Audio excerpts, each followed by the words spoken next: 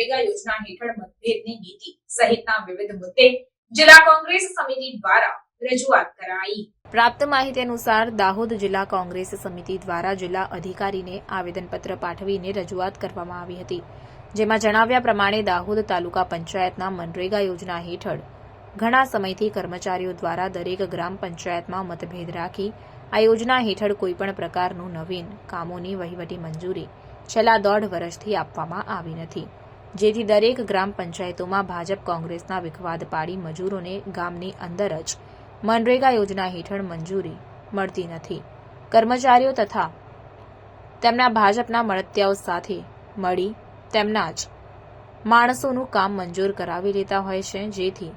ગરીબ મજૂરોને ગામની અંદર જ આ યોજનાથી વંચિત રહી જતા હોવાથી મોટા પાયે મજૂરોને બહાર ગામ મજૂરી અર્થે સ્થળાંતર કરવું પડે છે, જેથી કરીને દાહોદ તાલુકાની પ્રજાનું સ્થળાંતર રોકવા માટે મનરેગા યોજનાનો લાભ દરેક લાભાર્થીને મળે તે હેતુસર દાહોદ તાલુકામાં ટ્રાઇબલ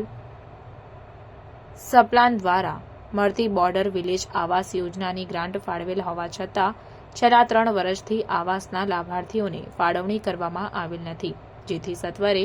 આવાસ આપવા લાયક લાભાર્થીઓને તપાસ કરી તાત્કાલિક ધોરણે સહાય આપવા નમ્ર વિનંતી કરવામાં આવી છે।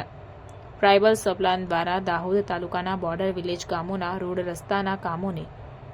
તપાસ પણ ટ્રાઇબલ અધિકારી દ્વારા જાત તપાસ કરી સર્વે કર્યા બાદ પણ છેલ્લા 2 વર્ષથી કોઈપણ કામની વહીવટી મંજૂરી આપવામાં આવી નથી,